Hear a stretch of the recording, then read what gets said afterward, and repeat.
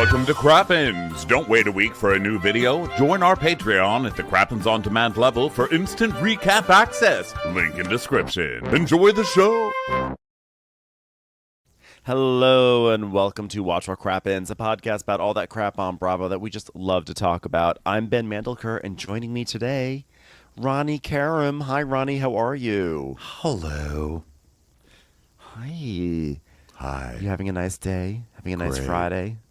Yeah, Made it's it to that Friday.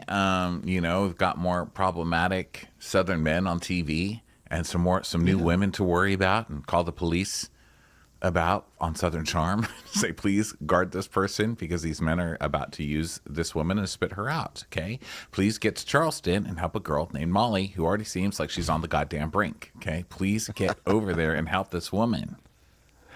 Help her. We're talking so I feel about good. this. Southern Charm is on, so I'm in neighborhood watch mode. Party, it's my favorite. And I can just sit at my window eating popcorn and looking for bad people so I can call the police. Yeah, we are back. It's a new season of Southern Charm. We've got the premiere that we're going to recap in just a moment. In case you are just tuning in today, because you were not listening to the Real Housewives content, we are going back out on tour. It's the Mounting Hysteria Tour. It's starting in 2025. It's starting next month in January. We're going all across North America. Many dates over the first few months of the year. And real quickly, let me just tell you some of the cities, and then we'll get on into it. But we're going to San Francisco, San Diego, New York City for the Golden Crappies. Don't want to miss that. Salt Lake City, Denver, Cincinnati, Minneapolis, Toronto, Charlotte, Atlanta, D.C., Philadelphia, Boston, Detroit, Chicago, Austin, and Dallas. We are hoping to add in some more cities. If you don't hear your city, there's a chance that it will get added at a later date. But we are really excited, and go to watchwhatcrappens.com to get tickets. We are hoping to see a whole bunch of familiar faces that we've gotten to know on the road over the past few years, and new faces as well. And tell your friends and family, and tell anyone you want to tell. Tell your pets. Bring your pets. I don't care. But we will see you there on the road. Do it. Also, Sold on SLC is a new Bravo show that we're doing exclusively on Patreon. So go over there to listen to that recap. It's fun. And that's also where you get videos, which we're on right now. So hi, and welcome back, Southern Charm people who only listen to Southern Charm. We've missed you, okay? We're hotter than ever.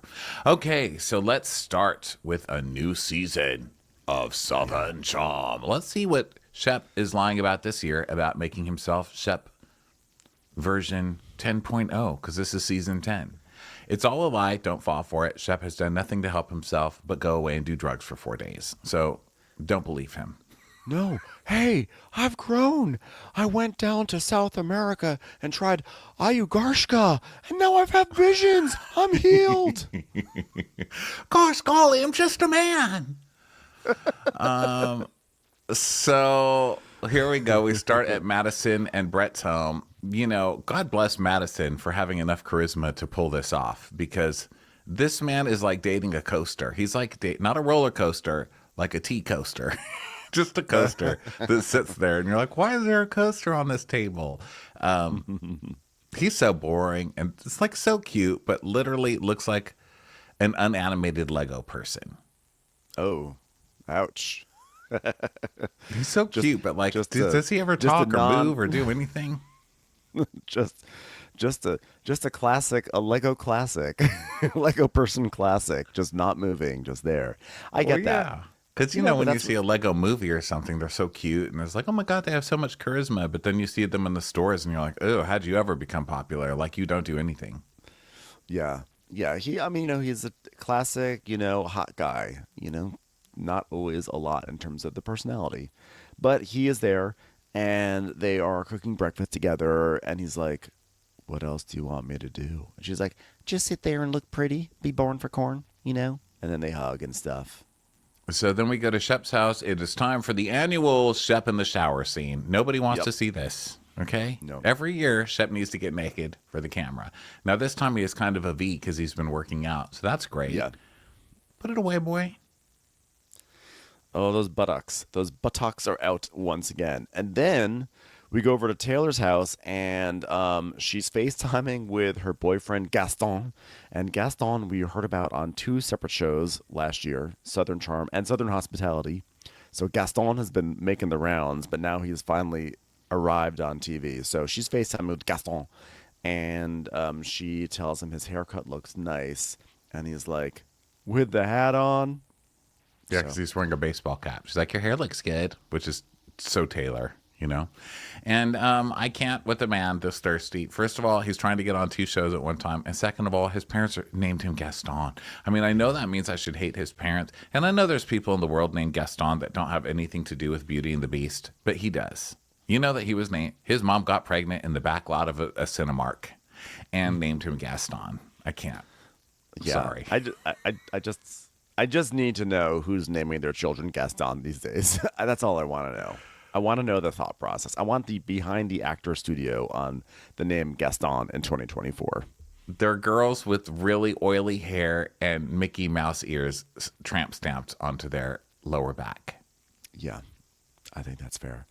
And then we go to Austin's house. It's insane right now. He's picking up an outfit, and Craig comes in, and he's saying he's concerned Shep won't have a hairdryer at his house. Because what we find out is that they're going for like a little brocation at Shep's country house or something. So his family house. So he's worried that there won't be a blow dryer at Shep's house, which I think is a fair concern. I don't think that there will be one there. That is correct. Yeah, and or a comb, really. Or anything pertaining to hygiene.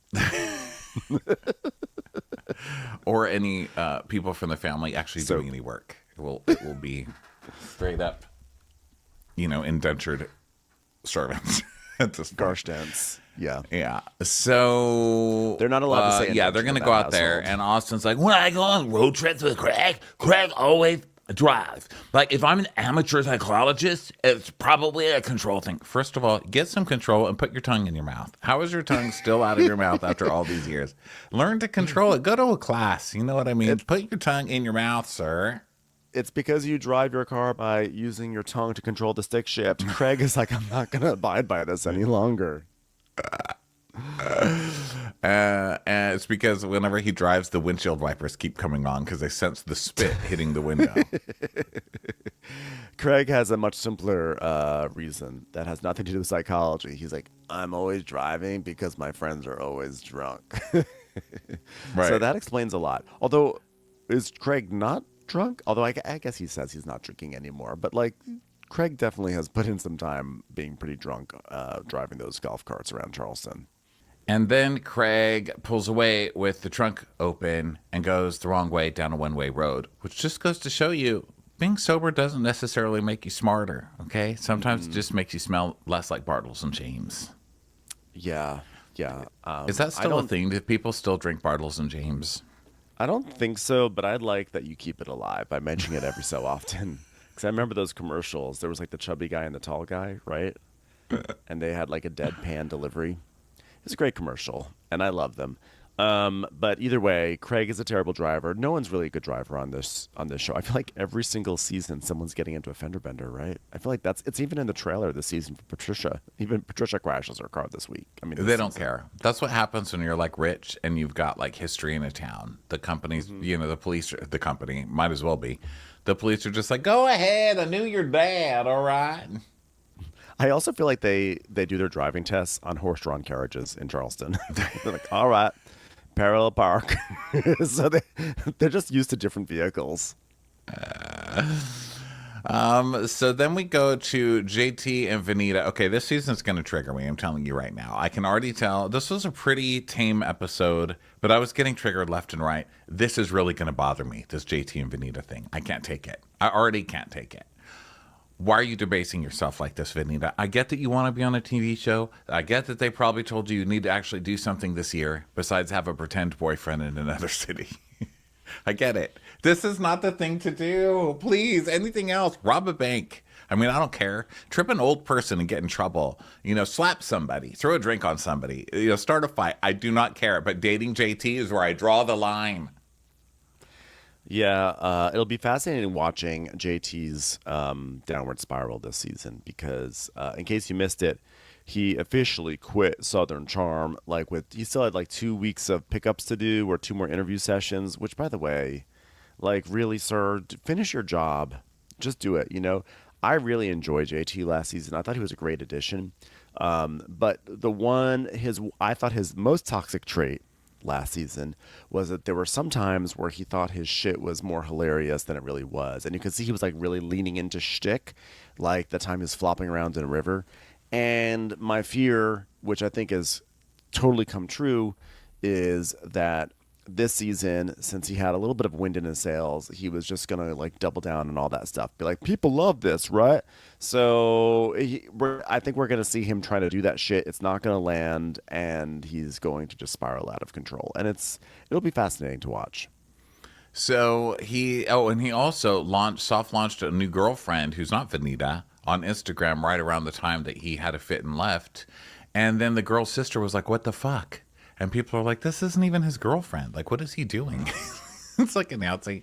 And I'm just reading this all from comments, so I have no idea what the truth is, but he's a disaster, this guy. So they go to a store to do some shopping because there's that one store that they all go to. The guy. Yes. Well, there's the Catherine store. What's that one called? We call it Gwynn's, but I don't even remember what it's really called. It's Gwynn's. Is it called I think Gwynn's? it is Gwynn's. Yeah, it is Gwynn's. But we call the girl who works there Gwynn's, and that's not her name. Yeah. This store is like I say, and Sons haberdashery. Yeah, this is like where you get your silk haberdasheries and your silk. What do you call those things that you put on your neck?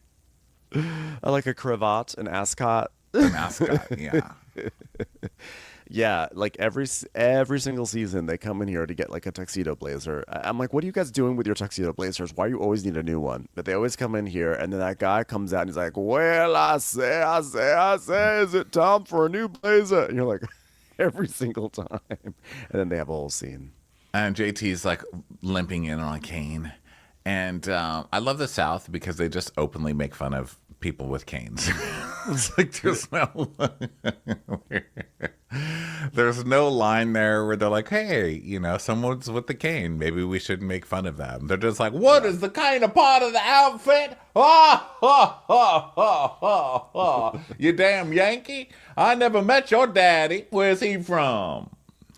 And yet at the same time, the South is also where I feel like they really appreciate a cane with an outfit.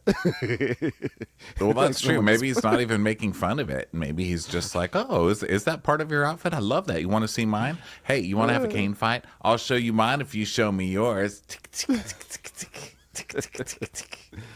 I think you have to go through like some cane hazing before it can be part of your outfit. So it's a little bit of both. It's like appreciation and ridicule. JT...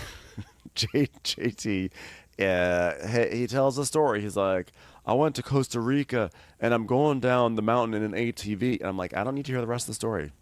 I see you have a limp. You mentioned ATV. If you want any sympathy from me, you're not going to get it because I don't know how many people have to break their necks on ATVs before people have to realize, don't drive ATVs. You're stupid. Yeah. Well, as someone who just got dragged down his own hill on his Vespa, and almost lost a leg. That was basically my story. JT was living my story, where I was just so embarrassed to even tell everybody. I'm like, oh my God, whatever. I slid down the hill. Let's not talk about it. Because people are just like, you idiot. I told you not to ride that thing. And that's what he's suffering from right now. And, his stories, he's just so pathetic. And at this point, I'm wondering if he's just leaning into that part or if he just gets off on that. Like we were talking this week about somebody who's just into the apologizing part. So that's why they're mean to everybody because they get off on apologizing. Who was that? It was just this week. It doesn't matter. So we were talking about like apology kinks. And now I think this guy has a being pathetic kink because... Huh? It was Gary on Below Deck Sailing, yes.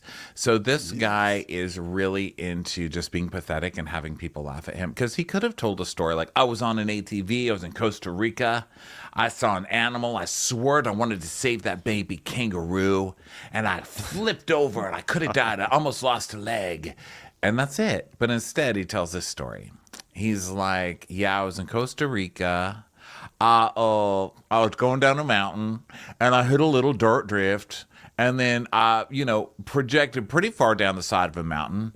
And I'm lying there on the ground, and there's blood everywhere. And I look up, and the ATV's rolling down, and it pins my leg under it. And I'm trapped, and I'm screaming. And I'm like, am I going to lose a leg? That's where you should end it. So he goes, so I get to the doctor, and he said, you're not going to die. And then we see a picture, and there's like barely even a bruise on his leg. There's no blood squirting everywhere. And then he goes, yeah, I guess it wasn't that bad, but it hurt. I was like, just end in the beginning. Why do you have this kink that you want us to mock you, dude?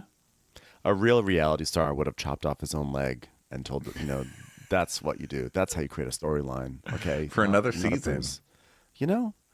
So Venita's holding his cane, and he's trying on clothes. Venita's like, well, the first time JT and I bonded was when we were in Jamaica, and ever since then we talk every day, which is kind of wild, but I feel like we're just really close. Also, he's the only one on this cast who seems to acknowledge that I'm on the show, so I just gotta take what I can get. Yeah. She's like, he's the only person that talks to me, so basically I call him every day now. And then we see them bonding in Jamaica, and they're sitting on the beach together, and they're like, wow, look, there's water. He's like, yeah, that's pretty watery. She's like, wow, can I have your number? So JT's like, you can't teach chemistry or how to drive an ATV, apparently. So it's either there or it's not. Now, same goes for legs. Huh. And it's there. Yeah. By the way, who wants to tell them that you can teach chemistry? There are literally chemistry teachers. I mean, I know the education system's gone downhill in this country, but it's literally a class. My 10th grade teacher, Mr. Johnston, may want to have a word with you. Mr. Johnson's whipping out his cane. He's like, oh, yeah, you want a piece of me, bitch? Get over here, cane bitch. Well, I guess I just happened to figure out that you can create peppermint in a science lab. There was no teacher involved with that. So JT says, for the Carolina Cup, I rented a party bus. Are you in? And she's like, yeah, I guess. And then he drops his cane. And she's like, now, how are you going to pick that up? And he's like, good call. I guess that was dumb. Oh, I guess I need help picking it up. God, this is hot. So then Venita picks it up, and she's like, well, the Carolina Cup is technically a horse race, but it's really like a Lily Pulitzer fashion show, and all the girls have the biggest hats. I'm like, going to Starbucks in Charleston is a Lily Pulitzer fashion show. What thing on Southern Charm has not been that? Yeah. So the producer's like, so do you have any memories from there? She's like, no. She's like, I was too lit. Well, season 3, Venita's really swinging for the rafters. So then now we're talking about he has to see people, and it hasn't been since the reunion when he acted like a little jackass that he has to see anybody. So then we see his greatest clips from the reunion where he's like, I might be the first person to ever perform the first ever fuckboy exorcism. And everybody's like, oh God, only Venita's laughing. Yeah. This was, I forgot, I forgot about this reunion. That's really where he squandered all the goodwill. Because you can go back, you can listen. I was a big JT booster. I mean, Lord knows he needs a little bit of a booster seat, doesn't he? But I was always like, I really like this guy. I like that he stands up to Austin. And maybe it's performative, but I still appreciate that he's doing it regardless. But the reunion is where he started to really lose me because it was too much like, he was really like leading into some sort of character instead of just being real. And it's like you came in like potentially with like a winning hand. You stood up to Austin on a chair, but you stood up to him. And then you came in and you just sort of like ruined it. Yeah. Oh, JT. And then what did you do, JT? And then what did you do? And then what? Yeah. So they're talking about having to see people, and she's like, so are you going to speak to them? And he's like, well, I can't just be there and be like, not speak to them. So I'm going to think of something wacky to do. Maybe get some props. Yeah. So JT is saying that like he's not thrilled. He wasn't thrilled with Austin's behavior last year. But he feels like his message really landed with Austin. I'm like, I guarantee you, no message has ever landed with Austin in the history of messages. Austin's not listening to those messages. No. And so he's like, I just want to take the high road here. You just crashed. You know what I mean? Don't get on the road. No roads. Stay literally on a low road. He's like, I want You to should be like, I want to take the bus here and say, hey, I almost died. I don't care if you're toxic. I'm good now. And Venita's like, yeah, life's too short. And he's like, yeah, ouch. Life is too short. No pun intended. You know, because the guy's really just not winning with turn of phrases today. It's hard. It's really hard. So now we go to Austin and Craig in the car on the way to Shep's, I think. And Austin calls he has a new girlfriend named Audrey. She's a plant. It's really awkward. It's the strangest crossover I've ever saw. But they say hello, and Austin is like, hey, so I was just calling to check in on the drive. And she's like, yeah, hey, how much longer do y'all have? He's like, probably an hour 40. It's insane, this drive. Shep wants us to meet him at his farmhouse. Dude, that's what we're going to do. It's insane. And she's like, okay, have fun. Talk to you soon. Now, in a shocking development, Austin's new girlfriend looks like a child. Yes. And way out of his league at whatever age. He looks like he has, and I say this often about this cast, because this is the only cast that really looks like this. The cast of Men, I mean. They really do look like in a murder show when somebody has been murdered and then thrown into the water and then left there for a week. And then you come back and their skin is all bloated and crazy. That's what they look like, except pink and orange instead of being white. And he does look like that. He looks pickled. And this girl looks like she's in high school. Now, I looked her up, and she's only 11 years younger, which actually isn't that terrible. But he better cling to this show, because there is no way in hell an unemployed guy who still is trying to peddle beer that his dad bought him would ever get this girl. No. And he's looking more and more like George Washington out of his wig. And I just don't understand why any of these girls are into it. If you really look at Austin, he really kind of has some George Washington going on. That's funny. It's Fozzie Bear. So he says, yeah, I met Audrey last summer. She lives in Charlotte. We've been officially dating for 3 months and officially been cheating on her for 2 months. So he says, typically my move is just to be like, hang out with someone a bunch and like not define it because I'm like too chicken shit to say anything.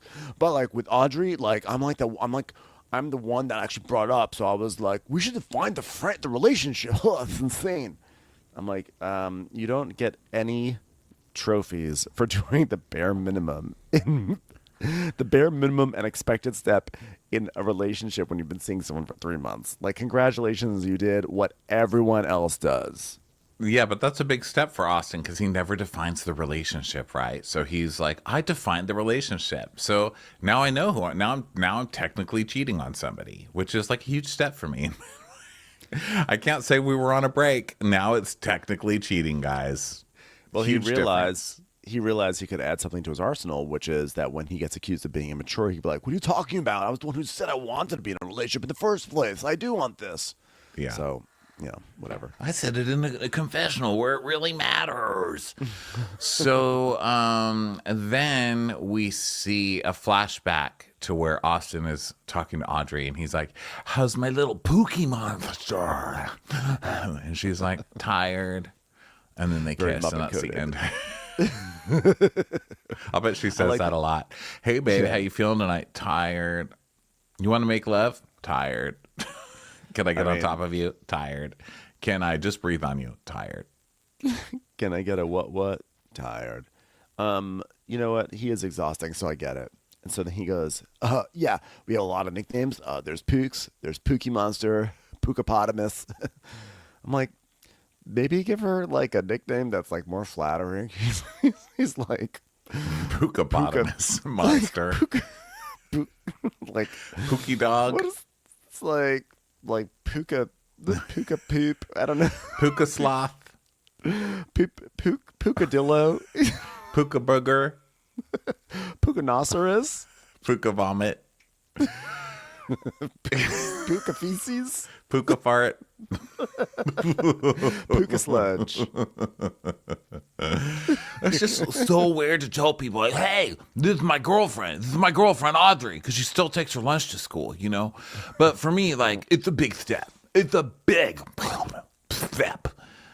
And then Craig's like, I love that we're just like right in the middle of fucking nowhere. I have a business.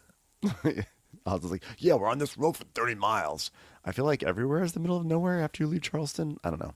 So, and we say that as people who did venture out of Charleston. So now we cut to Shep, and he's arriving at his family farm, and Tommy is there. He's the farm manager. He's like, oh, gosh, there's a race tomorrow. Hold on, I'm having an ayahuasca vision. Tommy, you're in danger.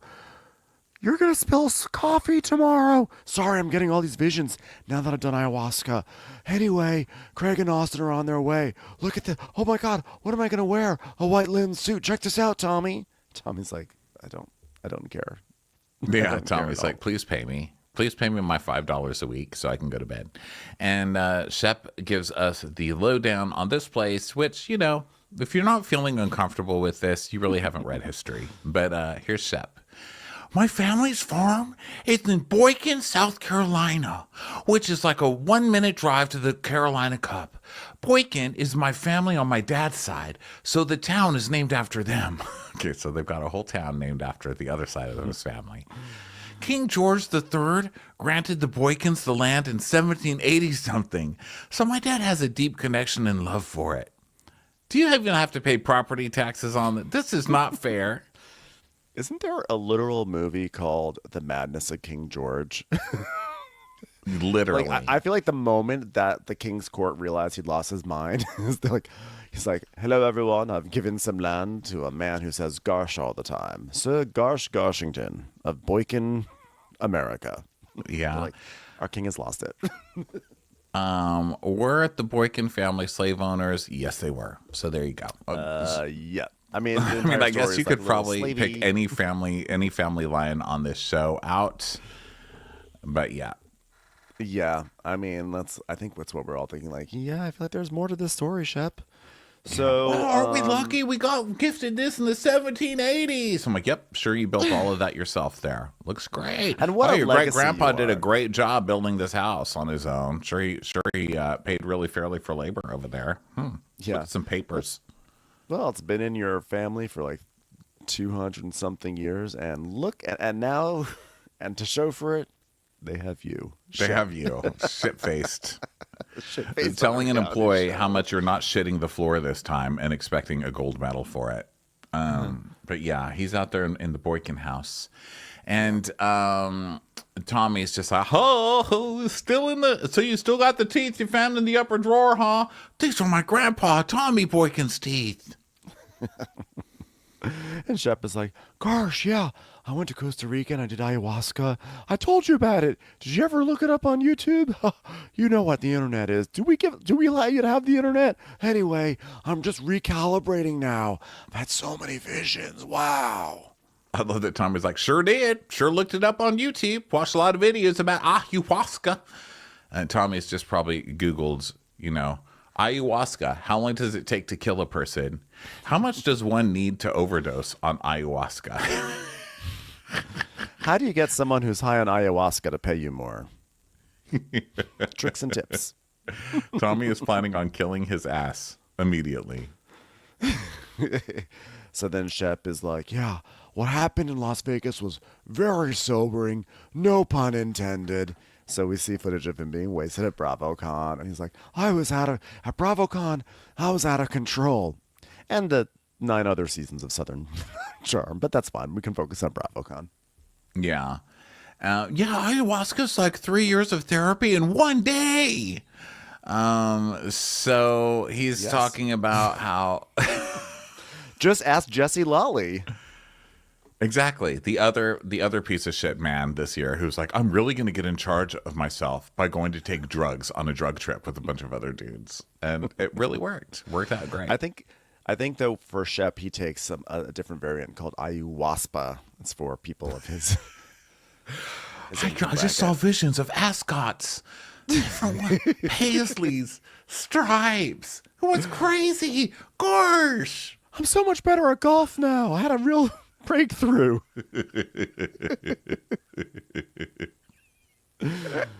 I knew something had to change, so I went to Costa Rica for a psychedelic retreat. It was so powerful. And, I've been back, and it's not perfect, because I've been doing things one way for so long. You can't just change it.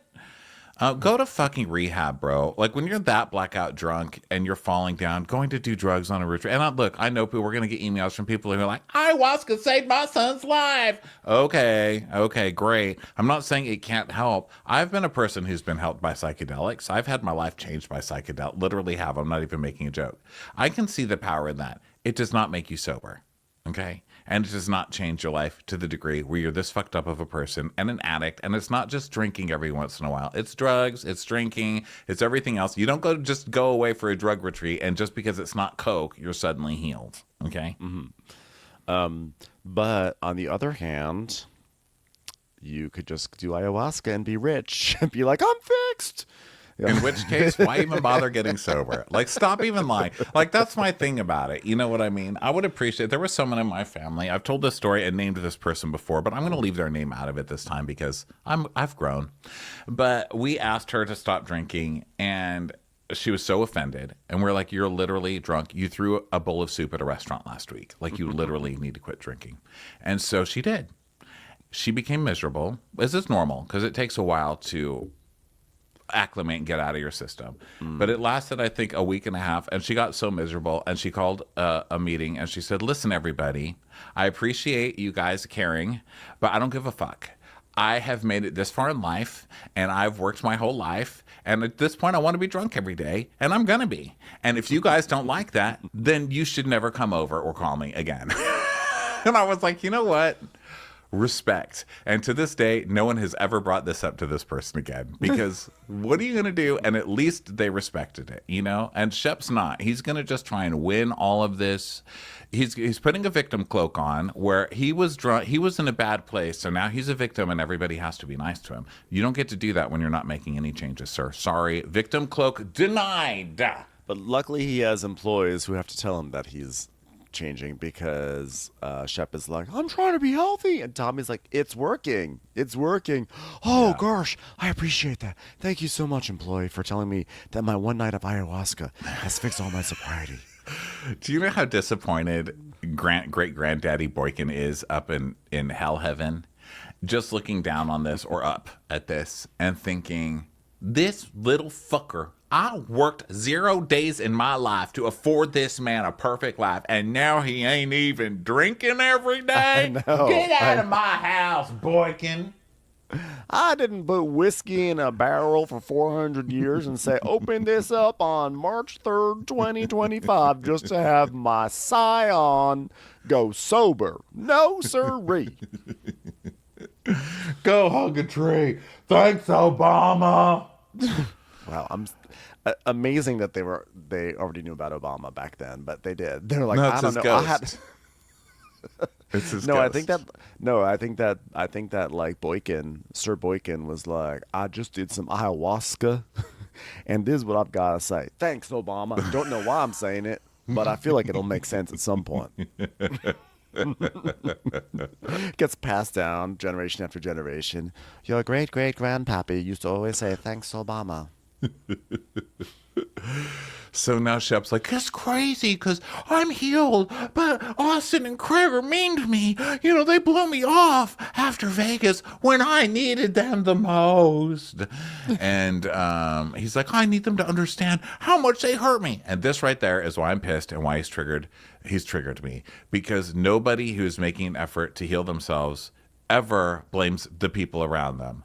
When you're really making an effort to heal yourself, it's like, I fucked up, and how can I make this right with everybody that I fucked over when I was fucked up every single day and making them look like idiots on a national stage? But instead, he makes himself an idiot, which shows he's learned nothing and he's doing nothing. So don't fucking fall for it, people. Yeah. Correct. Although I am Thanks, that's all I needed. You know what? That's what I want you to put on my gravestone. Correct. Although this is what I always used to say about Kim Richards too, because remember Kim Richards would come out of like rehab. That's true too. And she would get mad at people that they weren't there for her when she was. That was true too. A lunatic. Yeah. Mm-hmm. So either way, I am like darkly amused by this whole situation. Shep being a monster and then like having like no concept as to why people just got so fed up that they just were like, you know what, go rot in a ditch somewhere. You're wasted. That's gonna be on you because we don't want to be dragged into your hell life Right. anymore. And he's like, gosh, why didn't you want to be dragged into my hell life? I needed you in my hellhole. So I think it's kind of funny in my own dark way. But if in terms of like what you're saying, correct. Correct. Yeah, And that's one all more I time. needed. Thank you. It's my favorite song. We should make a remix of that. Correct. Correct. Correct.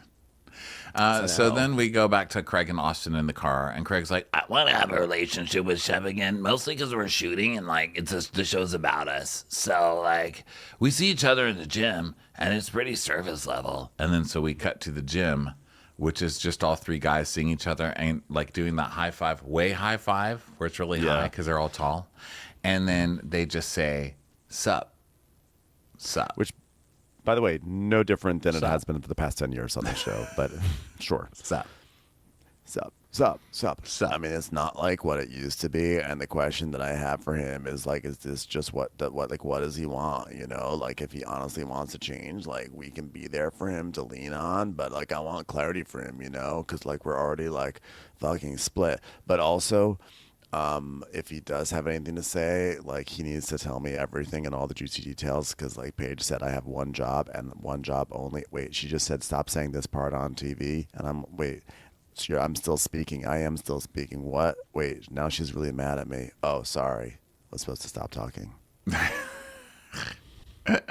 So then we go to Madison, arriving at a clothing boutique. And, you know, it's one of those owners who's like, hello, darling. So good to see you. I haven't seen you in so long. What are we buying today? What friends are coming in? I've known you since you were a little baby. I can't wait to dress you again. Wow.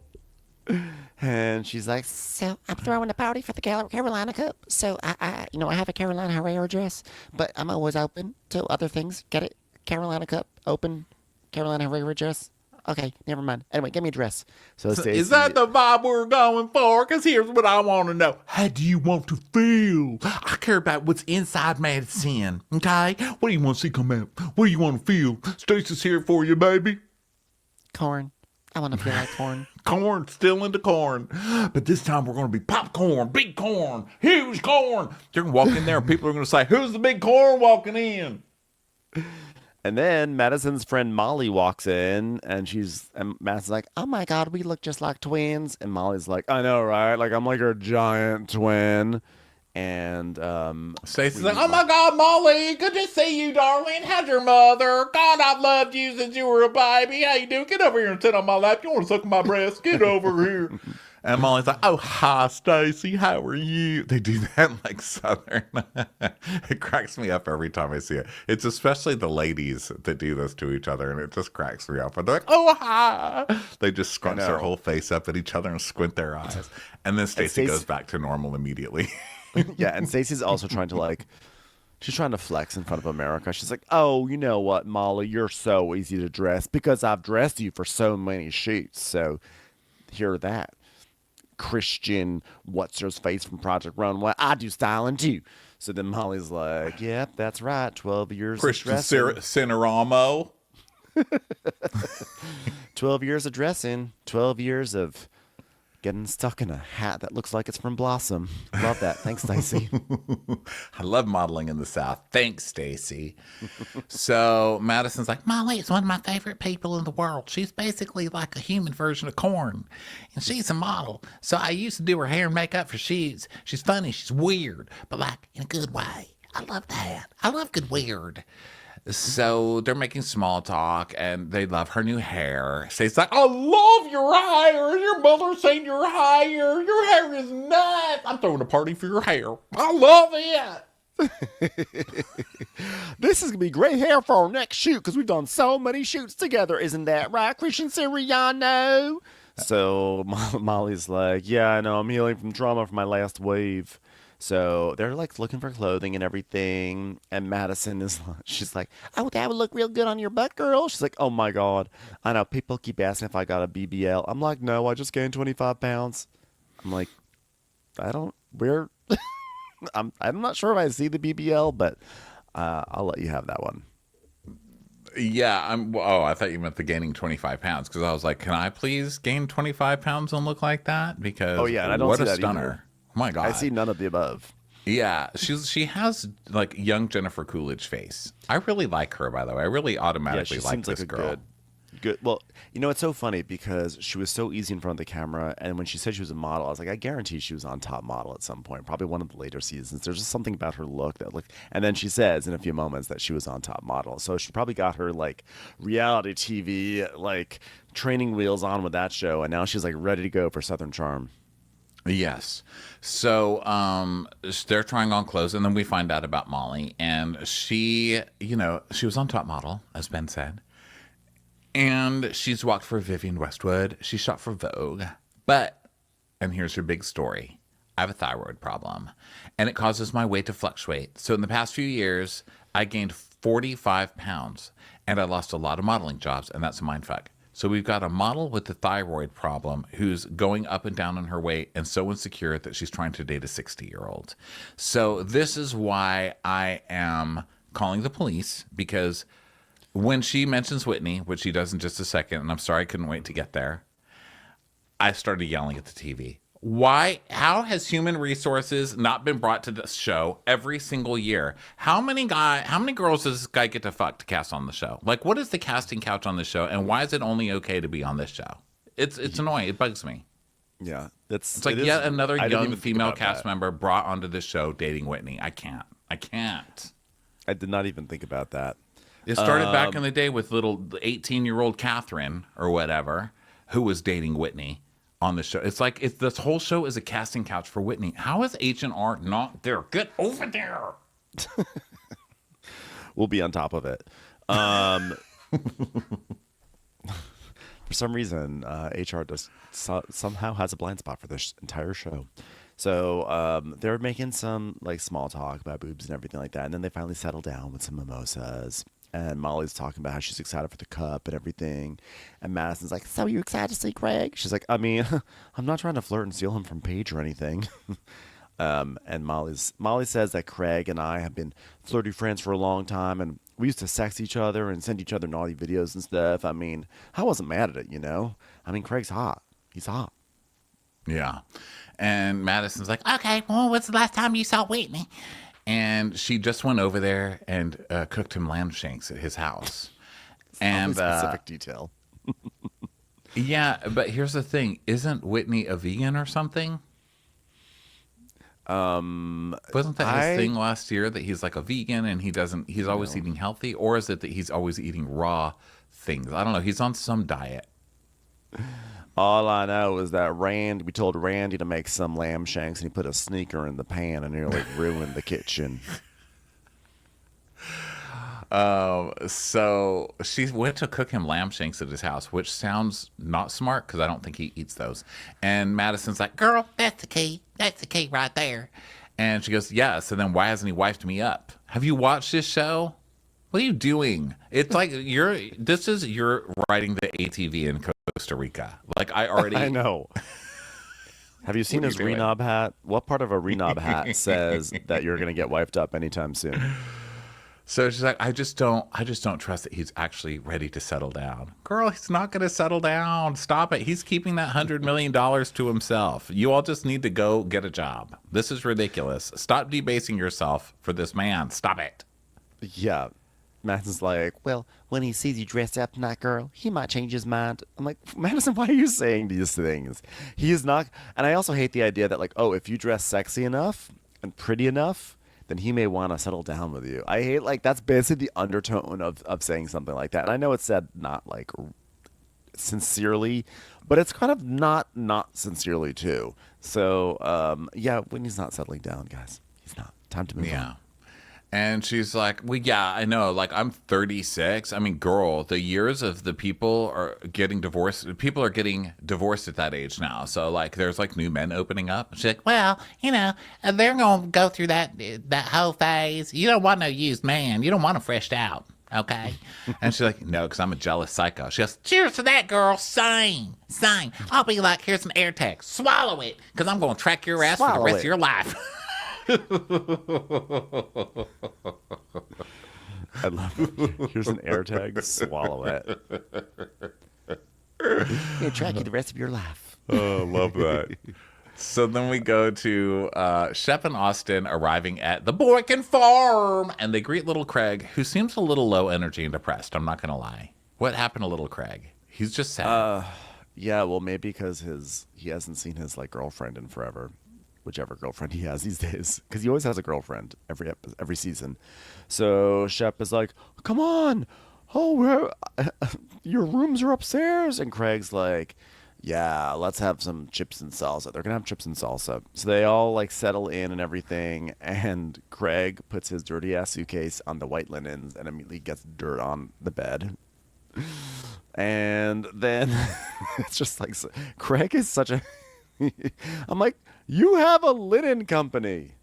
I think he even reflects on that. He's like, I should know better Yeah. to put a dirty bag on a white linens.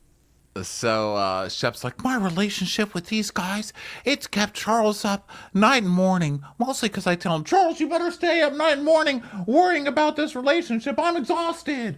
And then I go to sleep. God, it's nice being rich. Charles has felt a lot of anger and pain for me. Haven't you, Charles? Charles, get in the fetal position and rock back and forth, you lazy fucker. He's like, my name's Tommy. No, now you're Charles. Sorry, Charles, Tommy.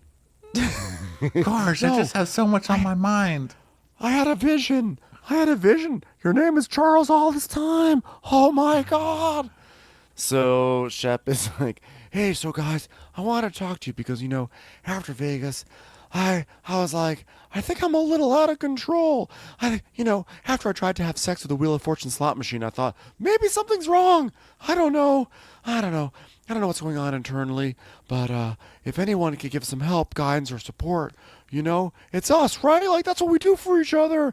And you guys didn't do anything. You guys didn't yell at me. That hurt more than you'll ever know. Victim, taking blame for nothing that you did. You fucking acted like an asshole for the last time, sir. It's called consequences. This should be an apology to them, not a victim. You guys...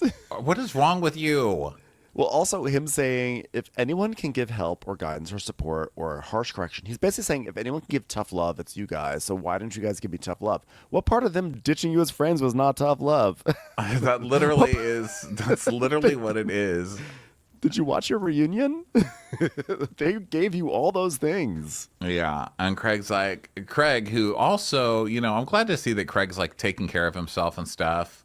But Craig's also doing stuff where he's like, Look, I'm going to have a non-alcoholic beer. which makes me like, oh, just drink. Like, who cares? Why isn't an announcement, But this is that part where the partying friends are like trying to learn how to be together, where they're not just partying all the time, and it's hard. Sometimes you're like meeting each other for the first time, the real yous, Yeah, it's not always great.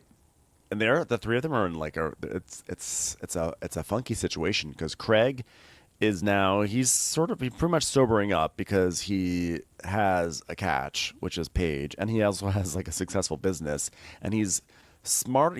Craig is not the smartest guy, but he's smart enough to know that he should eliminate the thing that's most likely to ruin everything. So he's basically being thoughtful about how he should be living his life. Austin is just stuck in Austin land, but he is not yet a full-fledged alcoholic the way Shep is. So Austin just sort of I think he wants to keep the party going, but he's sort of like in the middle. And then then Shep is just like a disaster in desperate need of rehab. And so the three of them are in wildly different places, and it's gonna be strange to see and fascinating to see them like try to coexist as one group of like social friends. So Craig's like, Yeah, look, I hear you. That's fair. But the shit you did in Vegas, like, you got so fucked up and you chose to do that and you put yourself in that position. he's like, but then you came back and you like doubled down on it and nobody would talk to me. Yeah, babe, you did this to yourself. What can they say? And he won't. He just keeps on with the victim stuff. He's like, what do friends do? We used to talk all the time. And you fucked it up. You're like a nasty drunk. You're a mean, nasty drunk. Like a rude, mean, nasty drunk. Why would people voluntarily put themselves in harm's way just because they're trying to help. They've tried to help you. It's too late. It's over. Okay. This entire thing it's so self-serving. I couldn't help but laugh. I was like, I cannot believe that this is his perspective. He comes away a new enlightened Shep. This is his takeaway. Is like, why weren't you there for me to yell at you? Like, and he didn't even stop drinking or anything. He's like, I'm a changed man. So now I drink a little less and I go to the gym more. Wow. Wow, that's life-changing shit right there, Shep. So he's like, come on, Craig, we've known each other for 10 years. And how many times have you put Craig down, tried to ruin his everything, his relationships, everything he's got going on over this 10 years? You've been nothing but destructive, sir, okay? You are lucky you have this TV show because that's the only reason you have any friends. You affected my work. My pillow work. Do you know that I tried to sew a circle pillow? That's how upset I was. It almost ruined my life. Do you know, watching Shep try to walk a straight line really affected my desire to do square pillows because straight lines. Greg's like, I never shut the door on Shep until BravoCon, and he had come in, and like I instantly saw he was like a blacked out mess. I'm a business owner. I can't be associated with Shep's unhealthy behavior. I'm like, actually, you quite literally should be, because when he passes out, he's going to need a pillow. So if anybody, he's really an you, influencer. it's Shep. It's a great spokesman. Sleepsman for you. He's a perfect model for you. Just always passed out. Drool-proof pillows. So then Shep's like, you gotta be kidding me. The litany of things that Craig has pulled over the years is quite extensive. I'm like, you can't even use a word without lit in it. Girl. So now we get some of Craig's greatest hits over the past many years. We see Shep telling Craig that they're worried about him, and Craig being like, yeah, no, I'm fine. Well, sometimes I just won't sleep for 3 days, and then I'll sleep for 20 hours, but like I'm fine. Craig, it's a good reminder that Craig had some pretty hardcore party days on this show. Right, but those are past, you know what I mean? Yeah. And especially when they're like 2014. You guys can't pull up 2014 things to use against each other. Now, then another one was 2021, where he got coked out at dinner and screamed at Naomi. But still, it's not the point. It's really not the point.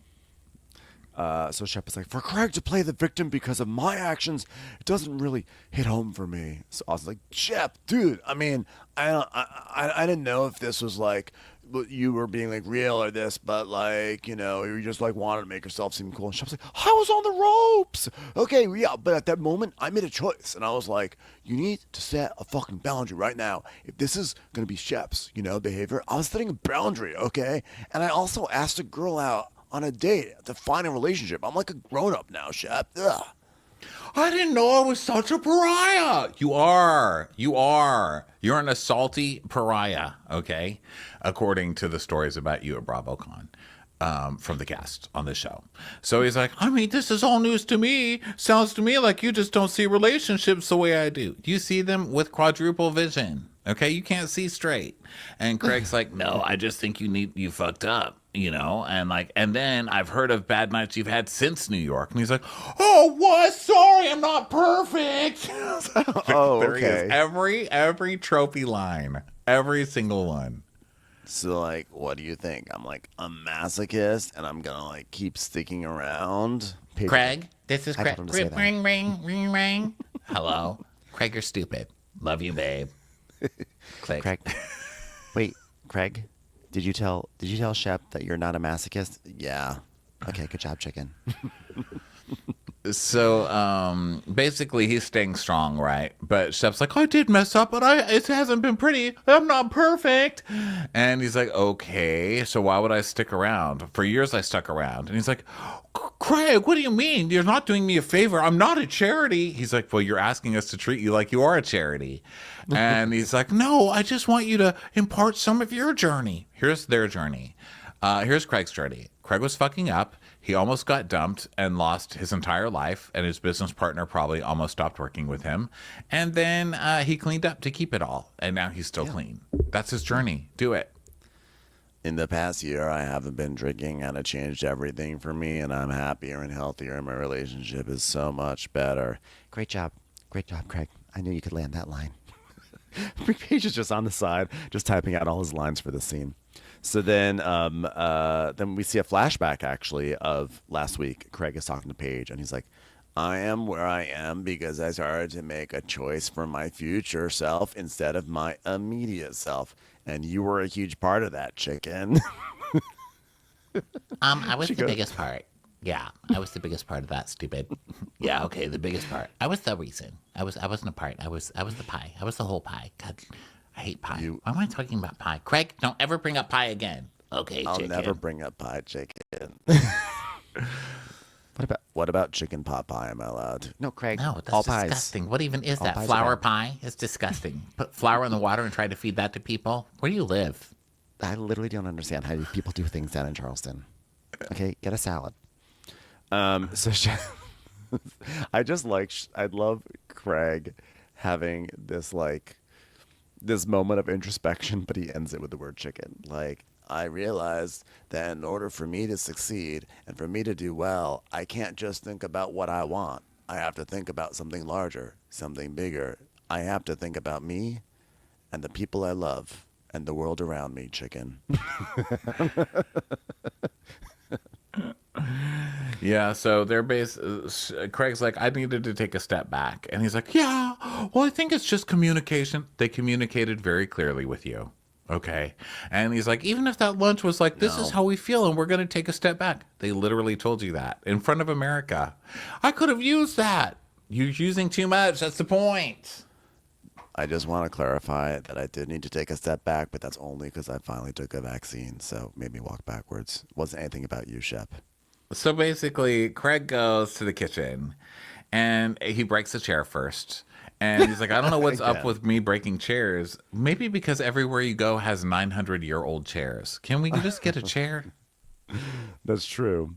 And yeah, so they go to the kitchen, and Austin's like, wow, I'm definitely interested to hear what your journey's been. And that, by the way, tell me about your ayahuasca. And they're like, you know, Austin can't say ayahuasca without about at least half a cup of spit coming out of his mouth. That's just not a word that's good for Austin's mouth. Yeah. So Craig's like listening to them and kind of laughing because they're so ridiculous. And Shep's like, well, I don't know. I know this is going to be raw. And then he goes pretty much as low as you can go to win somebody back. And he says that while he was on ayahuasca, I had a vision of you and your sister who passed away. So this is typical Shep, going as low as possible to get what he wants. And then he said, I can't believe you would ever ignore me, especially after the whole thing with Taylor. I was just so angry and hurt. But then the situation with your sister, it was just so emotional, but also raw and painful. And then a bunch of empathy and tears started flowing out of me for you because it's just so unimaginable for me. And I guess that's why you were treating me like that, because you lost your sister. I forgive you. Are you fucking kidding me? How Austin is so stupid that he doesn't get up there, get up and walk out of there right fucking now. How dare you, sir? How dare you? And also, how dense is Shep to not realize how Austin's behavior is directly tied to that trauma in his life? I mean, we give shit to Austin all the time, but we also pretty much know that this horrible tragedy in his life has massively caused arrested development for him. And so for Shep to only just realize this now, and then to be like, I forgive you. I forgive you right now. It just was it was so.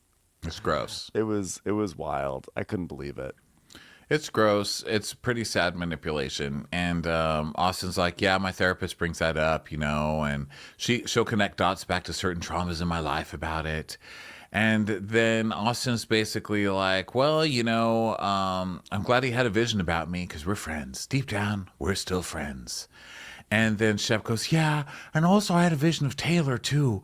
I was a bird, and so I took her into my nest, and I fed her, and I nourished her, and I wanted her to become this majestic bird. But then, instead of being a bird that flew out of the nest and soared, she kept flying into windows and hurting her neck. Bam! Bam! bam, bam. And then some lady came out and said, hey, listen, I'm trying to do insurance here, stupid bird. Stop flowing it. Hey, bird, get a job. Get a job. I think that sounds like a pretty accurate representation of Taylor as a bird. I think this vision sounds like it was a real one. He's like, oh, and then I showed the bird the Vietnam War by Ken Burns, and all she kept on doing was trying to fly out the window. I was like, no, part 5 is where it gets really interesting. Dude, I actually had a bird in my house, literally, that was flying into windows, exactly like you said. Yeah, congratulations. It's called having windows. You also banged Taylor, so I guess they're just both like, yeah, we're both getting signs that Taylor's a bird that keeps banging into our windows. Meanwhile, better find another child bird to torture for the next few years. Broken bird prophecies. And then Craig's just listening to him in the kitchen while he's still looking for salmon or something. He's like, these two are so fucking dumb. It's real brain trust over there. So now we cut over to Taylor, Molly, and Rodrigo and his boyfriend Tyler. They're getting on the bus to go to the Carolina Cup. And JT's there. And JT's like, well, me and Taylor, our relationship now is fine. I think a true simp move would be to sort of distance myself or be cold because, I didn't get what I wanted because, he was in love with her last year. And he's like, but no, I'm not doing that. It's awkward. We're just awkward. So basically, Taylor's like, whatever, I don't care. He's not the first loser who's tried to bang me and not had a chance. So whatever, I'm going to be nice to him. So he comes on, they all tease him about his cane and stuff, and they make small talk and take the bus on, take the party bus on the way out there. So Taylor's like, yeah, Gaston. They're asking Taylor about Gaston, and she's like, he's my better half. We started hanging out last summer, and he respects me like a human. Not just a pretty girl.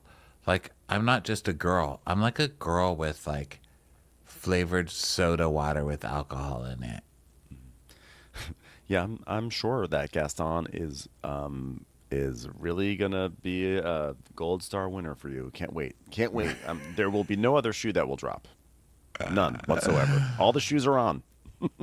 Tied on firmly. No shoes are dropping. So then we go back to the farm, and Craig is FaceTiming Paige and showing his outfit off. And she's like, oh, my God, you look like your name is Chet, and your dad's a real asshole. She's like, that's a compliment, by the way. Okay, off to the Hamptons I go. So then we go back to the bus, and the bus has pulled over at a gas station because I guess JT has to pee, and then he comes back out, and he has bought a whole bunch of canes, walking canes, from the gas station because it's like funny since he has a cane, everyone's gonna have a cane, and it'll be like hilarious because JT thought about this a week ahead of time and was like, this will be hilarious on TV, and it was just a natural moment for us all to witness. But unfortunately for this douche, when that happens, it's because someone's like, oh my God, you're sick with the cane? I bought us all canes because we're going to walk in solidarity with you. You don't do it for everybody else. Yeah. To be in, you don't force, like you don't ask force the for solidarity. it. And also So like sad. having like a sprained knee is not a solidarity moment, I think, with people. I think like people be like, okay, well, here's a chair, you can put your foot up. So he gets all these canes, and he's like, so I got 3 really long canes for the 3 boys, and I'm gonna go up to Austin. I'm gonna say, hey, are we all cane? Sleep was said, and then the 3 boys can have their tall canes, and we can have our little canes, and then we'll have little. We could do raise canes up, and then we can be like, yeah. Oh, at Christmas time, I hope you get to enjoy lots of candy canes.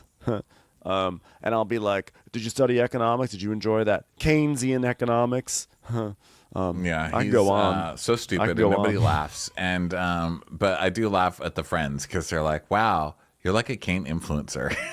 Someone's like, "Yeah, you should start at Only Canes." Yeah. So then now we go to the Carolina Cup, and people are right. Brett and Madison come. She's like, wow, look at that, Brett. He's like, "Wow." Yeah, look at that. It's like a tray, but it's made out of strawberries. Ain't that gorgeous? Wow. Yeah, it's sunny out here, ain't it, Brett? Yeah. Wow, you're so handsome. You should talk less. Why aren't you talking? Told me to. Shut up. Okay. So then Madison's like, some of them are sitting around, and she's like, okay, let me drink out this bottle, okay, and I'll let you know. It's, you know what a plot twist would be if we became friends, Austin? And Austin's like, yeah, that'd be like me and JT becoming best friends. He shows up in polka dot pants, which is really funny. And she's in a polka dot skirt. So he's like, whoa, we're twins. And she's like, don't start making fun of his cane and all that stuff, okay? He's like, I'm not. I'm just going to make fun of, I'm not going to make fun of someone's fucking injuries unless, you know, like he provokes me. And then I'll do it. She's like, Well, what if he takes like the cane and he hits you? Ha! And he's like, he hits me with it? I mean, I don't know. He did headbutt you, which was a pretty alpha move for a beta. Okay, so I wouldn't put it past him. So now the bus, they're talking about Austin too, and how he has a girlfriend now.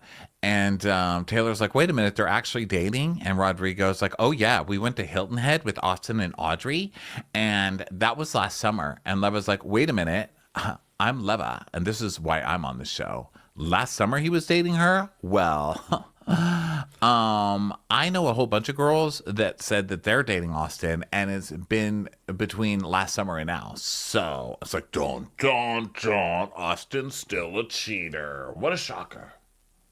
JT's like, hearing that Austin's still doing his dirty ass shit in his new relationship, I want to shake him and be like, if you want to fuck around, just be upfront about it. And with Austin, I feel like, honestly, it's just strictly an impossibility. Like Cane's in a Goodwill store. I don't know. I got to work on it. I'd like him to be honest for once, but he just can't.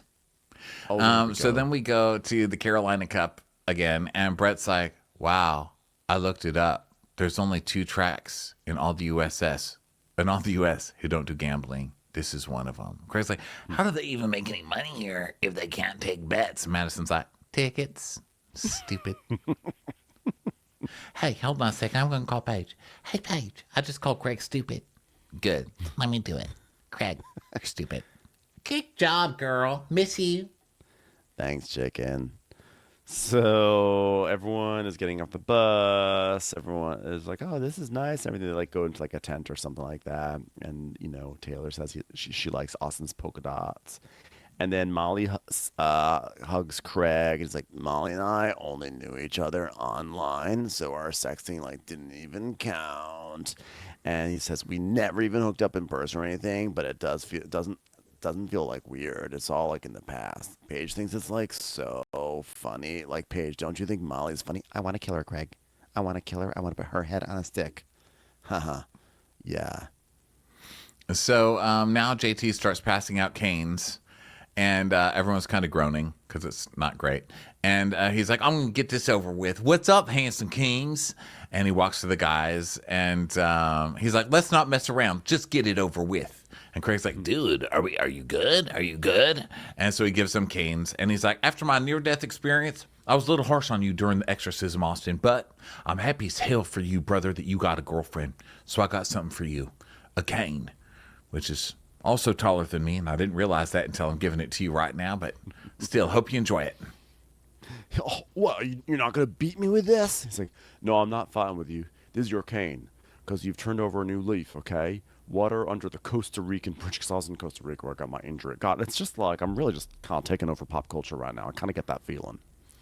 Did Shep go to Costa Rica for the ayahuasca? I don't know where he went for the ayahuasca. He probably just went to Gwen's. He was just rolling around in the men's section. He was just under a freeway. He's at Thomas Ravenel's house. So Austin's like, he's a fucking weirdo. He did. Weird. He went to Costa Rica and did ayahuasca. I just looked it up. Why is everybody going to Costa Rica? It's the new Tulum. So JT's like, well, have a great day. Make some money at the stables. All right, dogs. Where's Shep? And I was like, well, I mean, what do you say that? Oh, sure. Okay, good stuff. I mean, JT, he's never going to be accepted by these guys. They just barely let him in. He's an outsider. He's not wealthy. He didn't do the genuflection that Craig did for years and years and years. and he's fucked it up. He will. But he's also just a poser. Like, he comes in and he tries to start fights with people and chest bump them and bow at them just to have moments. And they're like, whatever, newbie. This is not your show. But nice try, buddy. Yeah. So then Patricia and Whitney arrive. So Venita sees that Birkin and she's like, that Birkin is $50,000. And then Molly's like, who does Pat have with her? Is that Whitney's date? Great. I need a drink. And we see this pale little what we find out is a 22-year-old that Whitney's brought along. The 56-year-old Whitney is brought along. Classy. So he's like, hey, baby, how you doing tonight? You've been great. You've been working out. Is this a walking stick? Like, what the hell? Mother, did you see this walking stick? And Craig is like, JT gave them to everyone. We look ridiculous.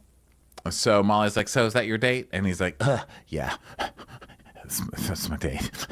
And Molly's like, yeah, I had no idea he was bringing someone, but I mean, I don't really message him and ask him about every single thing that he does. So, and so she's telling Venita, one minute he's like, have my babies, and the next minute he's out with a 22-year-old. Like, I mean, what the hell? Yeah, you're going to have his babies, and he will still be dating the 22-year-olds. What are you not understanding, Molly? Can someone bring her up to date?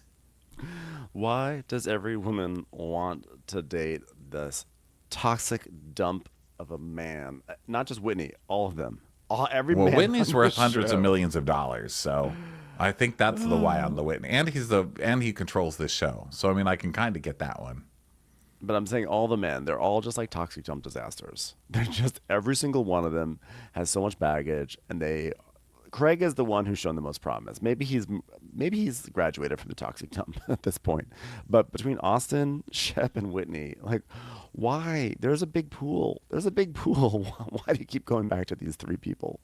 And Molly's like, well, that girl seems nice, but she does seem kind of tired and low energy. She looks like she needs a B vitamin for one thing. I mean, the girl is pale as hell. She looks like she's been out, and she looks like a kitten that's been let out in the rain. Okay, can we just send the girl home, wherever that may be? Has she been trafficked? Where did they find this girl? She looks like she was just breakdancing to Lana Del Rey or something. So Austin is like, he's like, well, I thought you said hey to Taylor. And she's like, no, gosh, I haven't. Should I go over there? I mean, have you said hey to everybody? No, I haven't. I've been having visions of saying hello, but I haven't done it actually in reality. Ha! So Rodrigo's like, okay, say hi, just don't be a fucking weirdo about it. He's like, oh, gosh, hi, Taylor, it's me, Shep. And she's like, oh, nice little rose, referring to a little pin on his suit. And he goes, I know, it's a double entendre. Is that too big of a word for you? Does anybody have a window pane that she can bang her head against? What? Sorry. Gosh. I brought you some bird feed. What? Oh, God, I forgot. We're not in my vision anymore. So Venita's like, I didn't know roses and thorns talk to each other. Okay. So then Shep is like, I mean, she's trying, I guess. I haven't seen you since December when I built a birdhouse for you. And she's like, I know. I thought we might run into each other somewhere around town, or you might run into my window because you're a bird. And he's like, I even texted you, and I think you, and she goes, oh, did you? He goes, yeah, I think you blocked me. She goes, oh, maybe. Yeah, I guess maybe. She goes, sorry. And then she tells us, yes, I blocked Shep. And he's like, I mean, it was a really nice text. Maybe you can read it sometime. She's like, yeah, I don't. And he goes, oh, okay, it's okay. Okay, then. Yeah, it's okay. So you're going to read it right now? I don't. Okay, fine. So you're unblocking me right now? I don't. Great. So I'm unblocked. Can't wait to text ya. We actually got a copy of the text, and it says, Taylor, I've been doing a lot of thinking, and I know I wasn't the best boyfriend to you, but in my moment of need, where were you? Why didn't you come have sex with me when I needed you most? So Taylor's like, I don't need to have him in my life. I'm on this show now. I don't need him anymore. And now I have a new boyfriend to be with on this show. Sorry, storyline. You're over, sucker. I found a new way to humiliate myself. I'm dating someone named Gaston. I no longer need Shep. So he's like, okay, good, good to see ya. Good to see you. I guess there's a chance, huh? So she's like, yeah, I'm in a new relationship, so I'm going to respect those boundaries. Just leave us alone, please. Dun, dun, dun. So now Madison, Brett, and JT are sitting on the couches, and Madison's like, So, little beta man, how long are we gonna milk this cane thing for? It's getting real old. and he's like, oh, come on. He's like, let me email God real quick, and let me ask him, oh, aren't you happy I didn't die? And she's like, I think all betas should die. So now Molly's like, is that a raspberry macaron? Don't touch it. I'm a macaron whore. These are done well and they're fresh. I love it. A model obsessed with food. I'm in. I'm into this storyline. Okay, so Madison goes to sit with Patricia, who is visited by a couple more gays, and then JT's like, "Oh wait, is that Miss Pat? Oh damn, I'm gonna go over there. Hey Miss Pat, I bought this cane for you." And she's like, yeah, if you're going to do that, you've got to at least say, hey, Miss Pat, I've been giving everyone canes because I've got a cane, so here's one for you. Anyway, I basically was just saying, bad joke. Don't do that No. don't do that. Don't make jokes about canes to your elders. Yes. And she's like, I'm genuinely offended. What? Wait, she's like, I'm genuinely offended. What's next? A wheelchair? And Venita's like, yeah, you don't give a woman past a certain age a cane. Oh my God. I wish he had passed this through me like he does almost everything else. And Patricia's like, stupid gift. So I'm she's just glad pissed. Georgette Massenberger wasn't here to see this. She would have had the entirety of Poland turns against that little person. So Patricia is not happy about this. It's very offensive. She like she says she's genuinely offended, and she's like, I'm gonna go.